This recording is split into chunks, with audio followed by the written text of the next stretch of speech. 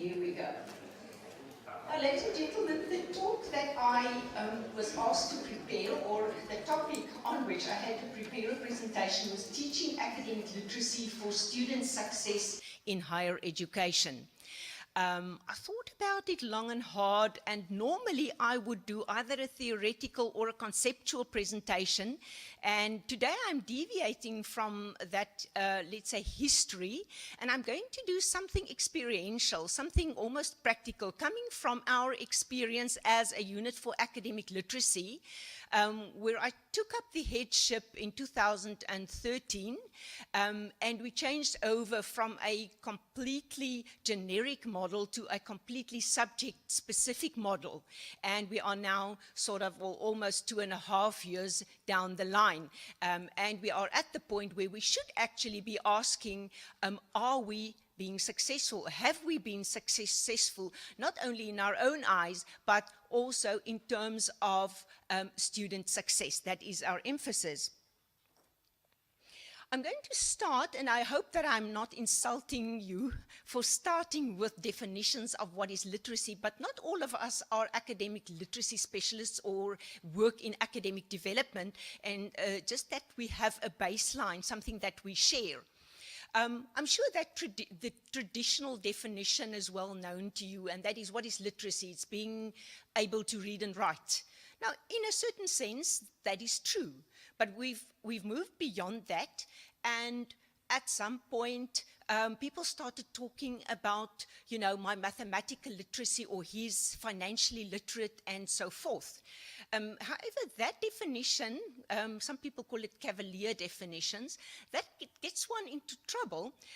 When I was head of the Department of Humanities Education at the Education Faculty, Groenkloof Campus, Pretoria, I had my students, the B.Ed students, first years, write a literacy narrative, because I thought it's a good idea for first-year students to grapple with diversity, to grapple with identity, to reflect on their own literacy journey and history, but also to reflect and learn from other students' histories. Many of them come from, say, white Afrikaans monolingual backgrounds, have never been acquainted with people speaking any other language.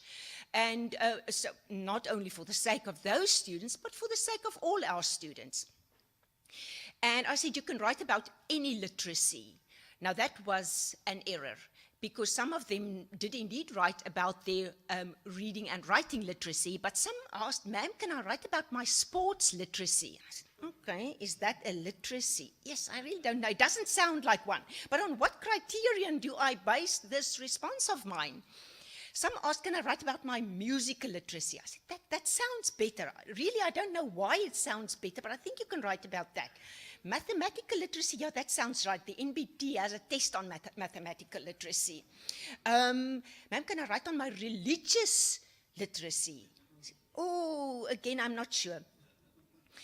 Anyway, in the end, they wrote about, you know, whatever they thought literacies were, and it was really interesting, but that's not the topic of my talk today. Then after that exercise, I came across in a book by Bronwyn Williams, a book on, I think it's called Shimmering Literacies. I stumbled across a definition that I actually liked. The ability to use sign systems, so any semiotic system, which means it is a systematic, a system with, say, at least a vocabulary and preferably also a kind of syntax, to compose and interpret texts. So there must be a text element. Therefore, sports literacy can only be a literacy if you have to study something like the rules, for instance, that communicate ideas from one person to another. But even this definition gave me some trouble when I started to refer to students' basic interpersonal communication as literacies, which simply means we can have a definition, but we may also deviate from that, in that there's nothing like objectivity, nothing is hard and fast, and we very often, especially in the humanities, work with clines and scales and not with absolutes. Now, what is academic literacy? I'm not going to bore you with this, but also for the sake of those people who don't work in language and literacies, the national benchmark tests, Alan Cliff and his colleagues at the University of Cape Town came up with a construct run about, I think, 2006 in a booklet by him and Professor Nan Yield. Now, that construct of academic literacy has since been adopted also by other testers in the country like Albert Weideman, but I'm using the NBT construct here just to say now, what do we expect our students to do? What is the output that we expect of them as academically literate learners, those who obtain degrees from our universities?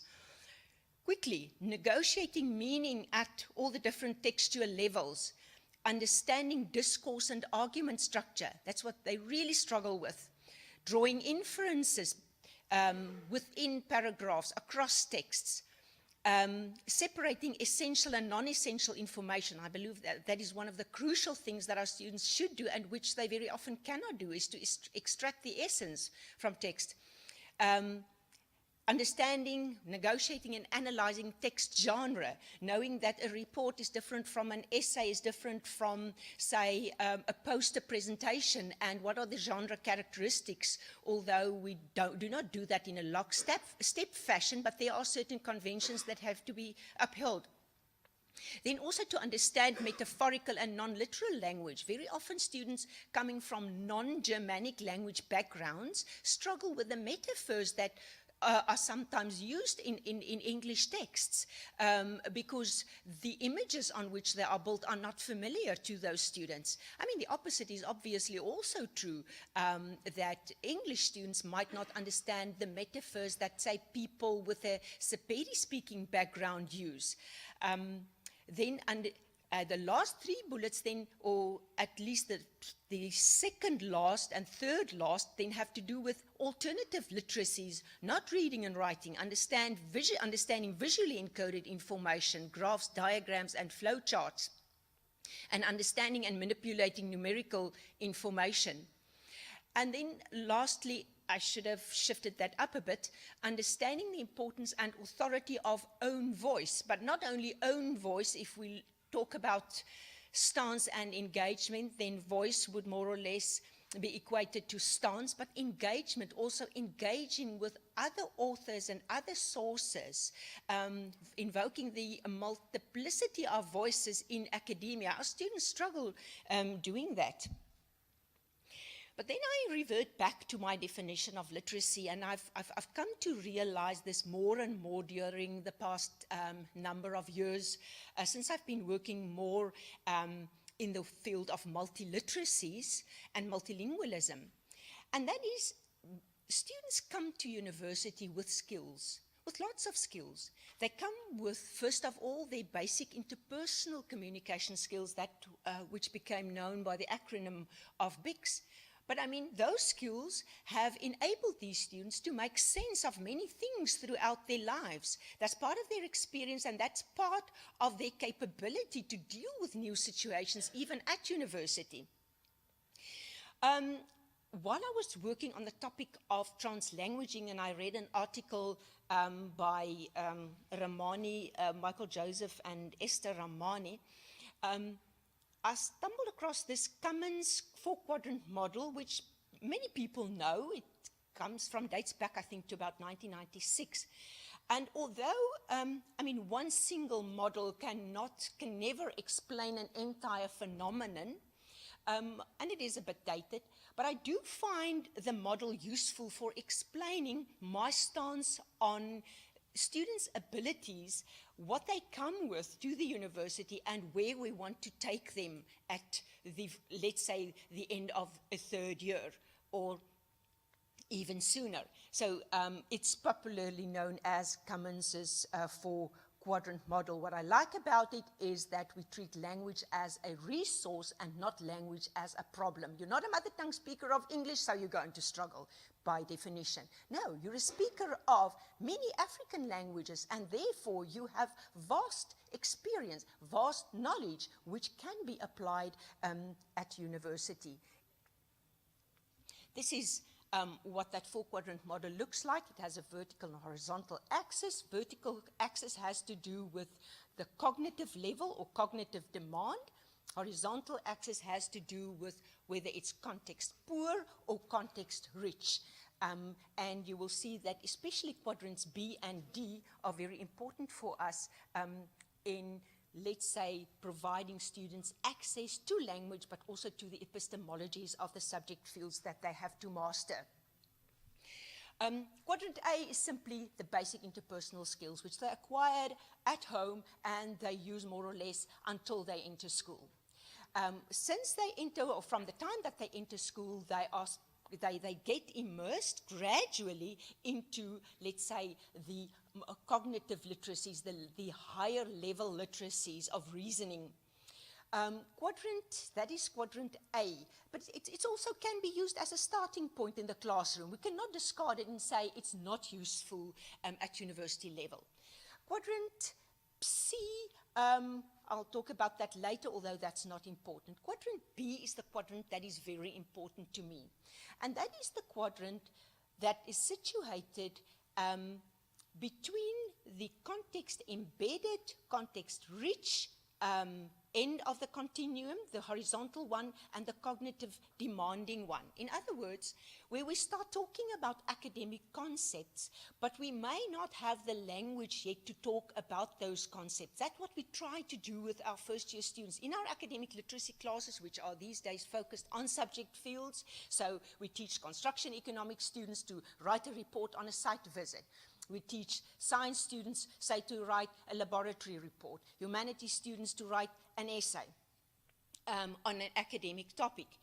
So it is relatively informal but focused on academic topics. But it is in that space where students conceptualize, where they solve problem, where they deconstruct, and where they do that in a non-threatening environment amongst themselves. It could be in tutorial groups, but it's normally not, let's say, in communication with a lecturer. It can be. And that is also the space where we as lecturers need to insert scaffolding. All of you in education are familiar with the Vygotskian zone of proximal development, where we try to stretch each learner from where they are now to the maximum of their potential at a particular level. And that can be in the first or the second language or a mix of languages. Now that is strange. I mean, when I started teaching languages, it was a matter of, if you're in the English class, you will speak English, and if I hear you speak any other language, you're dead. Now, new theories, beginning with Garcia, and now in this country, a wonderful work that has been done by Leketi Makalela, Bulungeni Madiba, and these people, the view has changed. The view is, students bring resources. They bring their mother tongues. If they can discuss and understand and negotiate meaning, concepts in that environment, the output will probably be English anyway. The input is English, the output is English again. But here in that safe zone of quadrant B, a lot of things can happen there, and that is where we utilize our students' resources. Quadrant C is not important. I think it's actually a barrier, because that is where we have a context-poor environment, and it's cognitively undemanding and context-reduced. The sources don't even say what kind of text or communication belongs there. I just thought that it could perhaps be email and text messages, where there's not a lot of context that you can gather, immediate context, but it's relatively undemanding. And then in academia, quadrant D is important. In modernist approaches, quadrant D would have been all that is important, the end all, the essayist literacy of the academy that people like Teresa Lillis and Lucia Thiessen and these people wrote about and are still writing about. And that is what our students often struggle with, because they come from home and schooling contexts often where they have not been immersed in these discourses, and it's not their fault. these cognitively highly complex discourses, higher order thinking, where things or cognitive operations like analysis and synthesis happen. And that then typically happens in the medium of instruction, which at some universities in South Africa may be Afrikaans, but in the majority of cases that would be English. And we're talking here of reading academic articles, having to write in the genres of the academy, and so forth. So where does that take us? It takes us to the point where we then say, both quadrants B and C are important in academia, and as lecturers of academic literacy, that is where we focus our attention. We use language as a resource. They can use mixes of any languages. Leketi's done work where he put all the students from cognate languages like Sesotho, Setswana, Sepedi in groups, and he found that it becomes a fluid communication medium to thrash out concepts. And so forth. And I mean, he has proven it with research. He's now, we're now going to look also, a student of mine, a PhD student, at mixing students from different language families and seeing whether those conversations also serve as quadrant B type of scaffolding activities. But then it is our obligation at universities to ensure that our students can perform at a high level, a cognitively high level, also using correct English. And so, in other words, in order to empower them, we have to take them to quadrant B. That is their gateway to international participation, to wider communication, and so forth. And that brings me now to, I think that is my actual topic. We are trying to make students successful, to get them to study successfully, to acknowledge what they have, but to take them to where, at the moment, Western university systems want them to be. If we focus on the student, there are different ways of measuring students' success. We do language testing. That's not perhaps success, but it's measuring how successfully have they studied at school level and where should we place them at university. Can we admit them? Self-reports, we ask our students through surveys, what have you learned, or what do you think about my teaching, so you can evaluate both teaching and learning. And then the competency-based type of performance tests that we do, all our assessments, our exams, and assignments, large assignments that they have to do. Focusing on the lecturer, we as lecturers hold post-mortems in the format of, say, SWOT analyses that we do of our courses, and some of us write reflective journals, but mostly for higher degrees. Don't think there are many lecturers who do it of their own accord. So that's two different foci.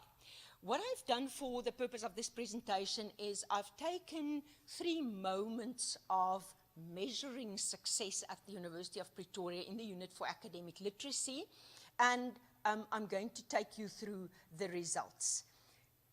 We look at an electronic module survey or electronic module surveys that we asked our students to do, because I think all universities have these feedback forms.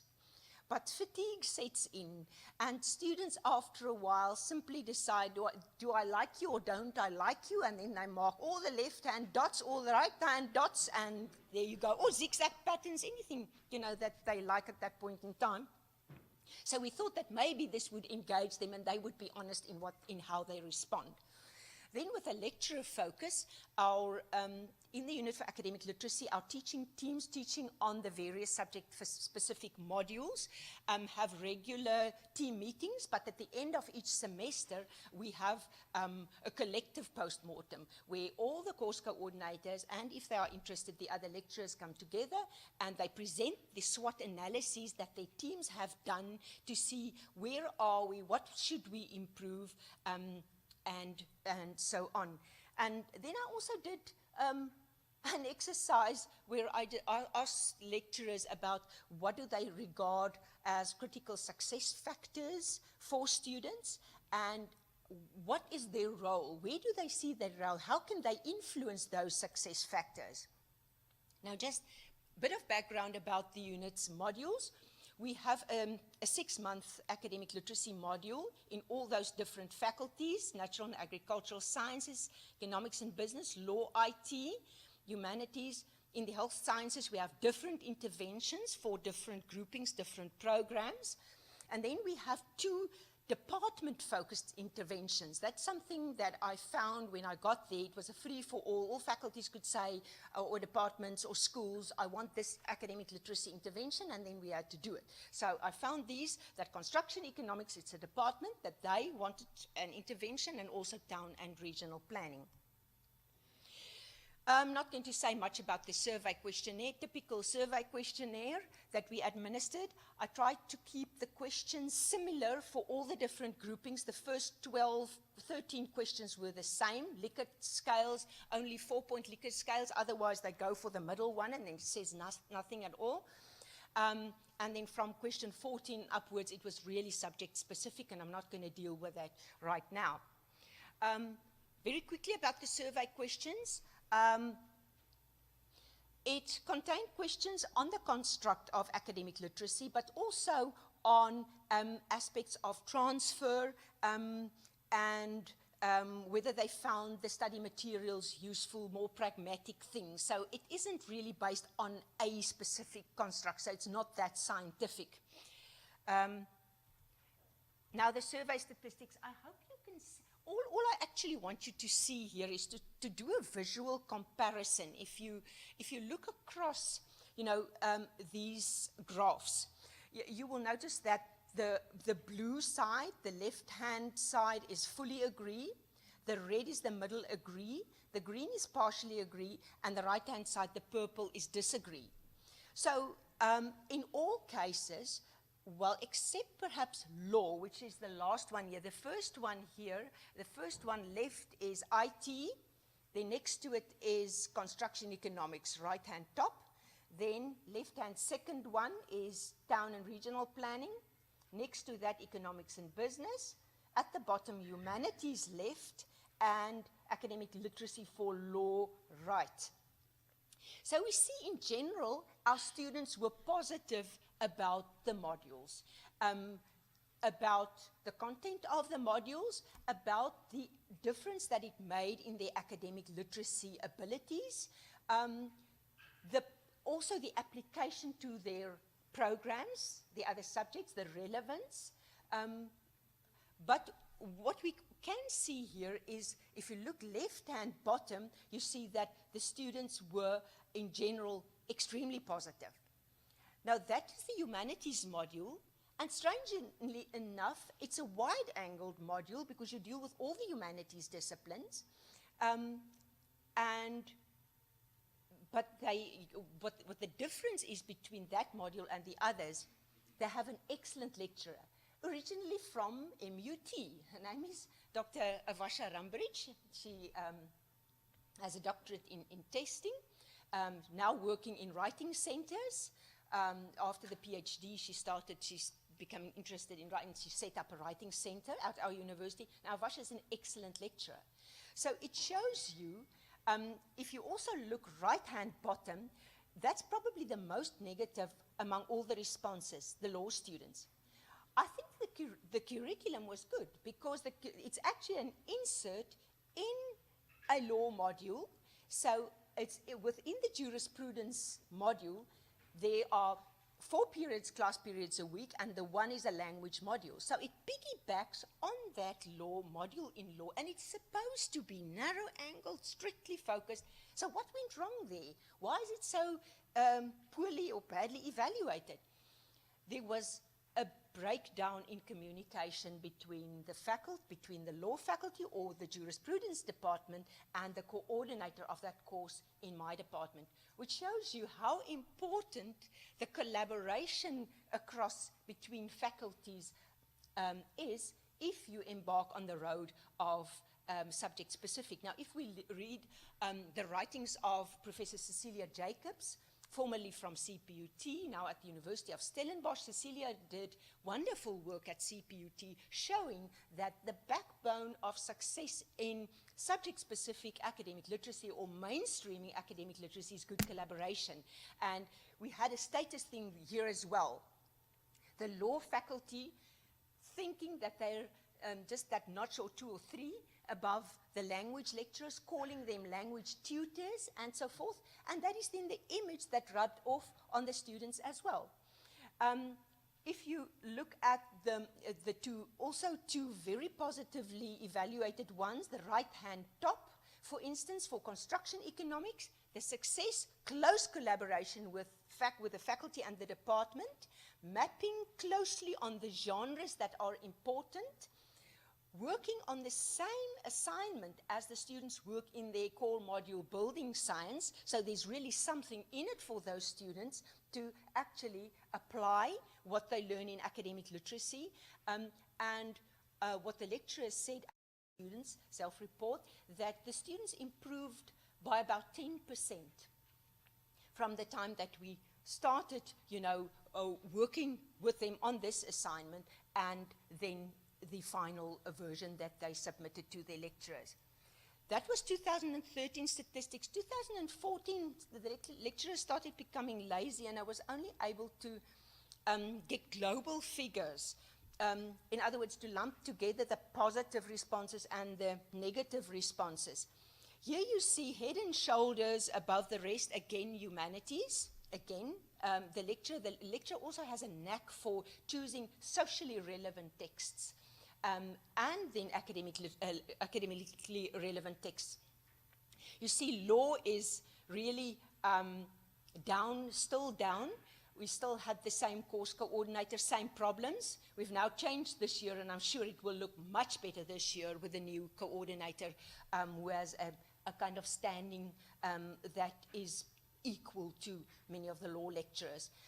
If you look at the right-hand side of this graph, you see town planning is the brownish color, or what is it over here? Yeah, it looks like red on the screen. That's town planning. And you can see that the students were very positive about the fact that it was applicable to their program content and they could apply it to their other subjects, because once again, it is very narrow angled. Obviously, that's a luxury, which we don't always have. I can, for instance, not divide an entire faculty up into portions of 100 students each and look at their core subjects and teach them something specifically attuned to that focus, but this is what we found. Then we move on to the SWOT analysis that we did in the teaching team. So what did we learn about student success there in terms, or let's say through the eyes of the lecturers? I took all the SWOT analyses and I combined them, and I looked for themes like you do qualitative content analysis. And this is what I found. I will go through them fairly quickly to get to, let's say, a final verdict on what I saw when I analyzed it. In terms of the strengths, student support was important. The tutors, according to the lecturers, the tutors played an important role, especially in actually identifying the at-risk students, following up, and in the writing center, which was only started up last year, and it's already doing good work. Because if you are dealing with an entire faculty, from the weakest to the strongest student, the weakest students will always have there will always be an issue, because you cannot deal with all ability levels in one class and attending to the needs of especially the weaker ones. So the writing center plays an important role. In terms of lecturing staff, they appreciated the staff members, the regular coordination meetings. The team leaders said all the lecturers were competent, they were dedicated, that was part of the success. Good teamwork, open communication channels. In terms of curriculum and materials, according to the lecturers, report on behalf of the students appreciated the relevant texts, contextually relevant, socially relevant, and as opposed to the past when we did these generic modules with generic, mostly popular texts. Students and lecturers appreciated the fact that we now use more challenging materials, materials that are at the level where the students are. We actually insult them by giving them dummied down texts in academic literacy, and we actually, I think, reflect negatively on our own status if we do that. Assessment rubrics were found useful, the PowerPoint slides provided by the coordinators, useful, collaboration with faculty. As we said, that is really the backbone of good academic literacy teaching, staying really in contact with faculty. One case in point, the natural sciences faculty had one fairly broad-based intervention, because how do you actually design an intervention for mathematical sciences, earth sciences, biological sciences, consumer sciences, physical sciences? That's quite a daunting task, and especially the mathematical sciences students and the consumer sciences students, sort of ends of the, continuum, complained and said, this is not relevant to what we do, because we probably used physics and chemistry, fracking and Higgs boson, that kind of thing. So a dedicated contract lecturer engaged with faculty, engaged with the different departments, and then came up with a solution. Let us divide then this module into 5 foci, sub-foci. We have a general curriculum where the thread of academic literacy with those 9 pointers run through, but where the texts and the types of genres that we deal with are more attuned to what the students do in those more specific programs. And this year, I must honestly say, it's going much better. We haven't done the evaluation yet, but that is one example of good collaboration. Okay, looking at the weaknesses. Now, in my opinion, and you will agree with me, that the difference between weaknesses and threats would be weaknesses. You can really do nothing or little about them. Threats, also negative things, but maybe you can do something about them. The time slots, we didn't devise them. They depend on the students' timetables. Unpopular time slots, then you get low attendance. Lecturers then have very different class sizes. They complain about that. Lecturing staff, high turnover. Like in units and centers, I have 3 permanent staff members at the moment. I am one of them. And I think I'll finish in time. And the rest, 15 or 16, are on contract. At least I have now managed to get them from per lecture appointments paid for 10 months of the year. I don't know what they have to live off the other 2 months. For 11, if they coordinate 12 months, for 25 hours. But still, that is very often the only income. Even if you teach, like they teach 8 class periods per week, if you have 250 students at any given time in academic literacy, you mark all the time. The times you don't teach, you mark. But that's an institutional issue, and I guess it's a problem all over the world. Technological constraints, there's always accessibility and functionality. I don't think UP is the worst, so I wouldn't complain too much, but and then, again, institutional perceptions that technology will fix everything. As has been said this morning, we cannot now say if technology is not working, if it's not, let's say, improving our students' mark, let's discard technology. We can never go back. But we can look at marrying pedagogy and technology and see, how we can get the best results by using technology for functions that they have been designed for, like using wikis for certain things, using blogs for other things, etc. Weaknesses. Yeah, what can we do about the fact that many students dislike group work? I mean, it's worse than that. They hate group work. And we all have had these experiences. It's often because we have weak students and strong students and hard workers and slackers. But I mean, that's what they do in the workplace one day. We cannot now say, okay, we don't like it, they don't like it, let's do away with it. We as lecturers have to find ways to make it work. And that is things that we'll have to brainstorm. Comprehensive workbooks are appreciated, but they also contribute to poor class attendance. In large modules, you have to have some consistency in terms of your material so that everybody gets the same content. Otherwise, your younger and weaker lecturers give students one thing and the others give them another. But I mean, with these comprehensive workbooks, the students feel that they don't have to attend. On the other hand, as somebody else has also rightly said, you know, they vote with their feet. If you then bring them applications in class and exercises and interaction engagement that really gets them to understand things better or to write better, then they will probably come to class. Student attitudes, aptitudes, and motivation. Some students will always see it as an add-on, especially where we have these interventions where we don't test students, we throw them all into one academic literacy intervention. That we can only try to address by means of perhaps blended learning where we have, well, maybe a differentiation. Then students build their perception of their academic literacy abilities on their matric mark for English, and we all know English first additional language is hardly kelp, and then these Afrikaans students come to university with their A in Afrikaans first additional language, and they think they can write in English, and they can't.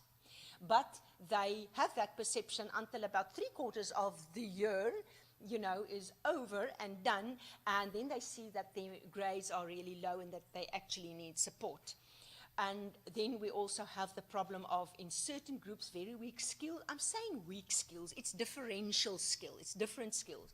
For instance, students in the diploma theology come in, they have been acting, say, as pastors for 20 years. But say they've been working in Sepedi or isiZulu as pastors. Now we say, you write an assignment, you know, in academic English. That's quite a daunting task. So we have to think of interventions that will work better or best for those students. We cannot simply enforce what we think must and should work. And we must definitely celebrate what they bring to the university.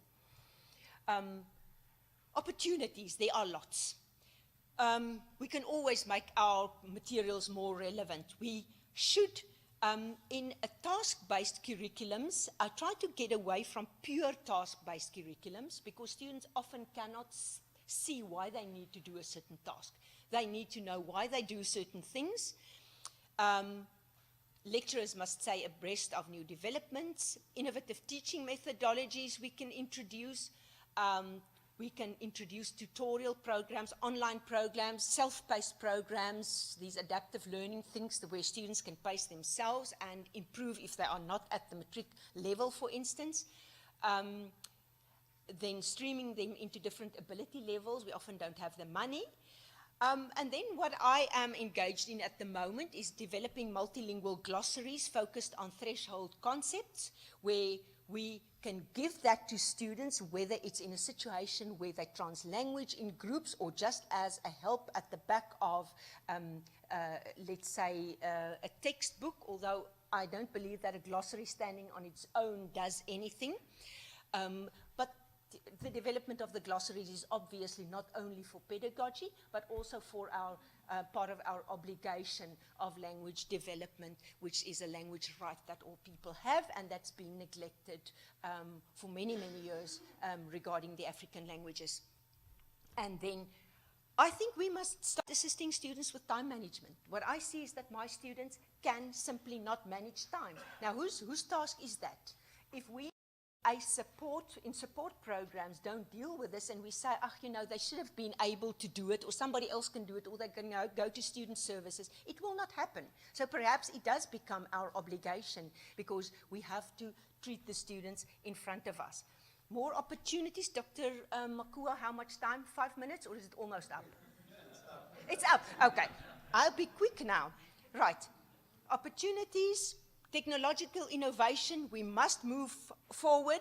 Student motivation, we can never do enough to motivate them, but we should do it in ways that they find meaningful, not what we find meaningful. Our assessments must become more in line with how we teach them and what right. Last one, collaboration, closer collaboration also with the other support faculties. I'm going to run through the threats. emphasis on good teaching. It's actually the other way around, is the moment lecturers obtain doctorates, they start focusing on research. But what we do in a unit for academic literacy, we actually focus on teaching, and that becomes a problem. Not utilizing the feedback, working in isolation. I've already addressed the variable marking standard because students complained, X, if I were in X's class, I would have obtained a distinction, and now this lecturer gives me 50%, and then I have to deal with it. So we had a benchmarking session, we negotiated a rubric, and we then calibrated our marking standard. I'm not going to deal with it any further. Dr. Makua, I had a whole section, I don't know, I talked much too much on the critical factors influencing student success. Perhaps just this last slide used Killen and Fraser and Killen's article. And interesting, the things that lecturers said was important, how they can influence student success. If you look at the first red bullet, everything has to do with teacher control. We as teachers feel that we teach well when we control, when we talk a lot, and when we hold the reins. Learner mastery, only about Naomi Boachi and people who've been working on effective approaches to teaching, reading, and so on, actually mentioned effective, no, that is learner effective factors. Nobody mentioned learner control. In other words, relinquishing control from our side, giving more control to the students. That is, I believe, in the 21st century, what we should focus more on than on retaining that control. So, in quoting Cummins, pedagogical approaches that empower students encourage them to assume greater control over setting their own learning goals and to collaborate actively with each other in achieving these goals. So, what should we do the way forward? We should utilize students' resources that they bring. We should learn from the feedback that we invite. And last bullet, we should facilitate mastery through a healthy mix of control versus autonomy, professional distance versus professional care, which has been mentioned, complete mastery with being legitimate peripheral participants. I thank you, and I apologize for going over the time.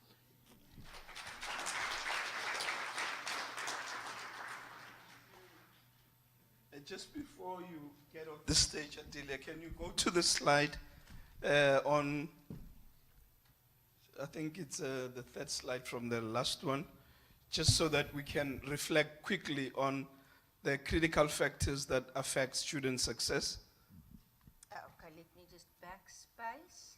Okay, so these were the ones that, from what Fraser and Killen did, they looked at critical success factors for first-year students and also factors that are critical for failure. I just looked at the success ones, and I took out only the factors pertaining to academic literacy, and I found 25 of them. And that is what I then did and asked my lecturers, which of these do you think are important, are the most important ones that you are able to influence as an academic literacy lecturer?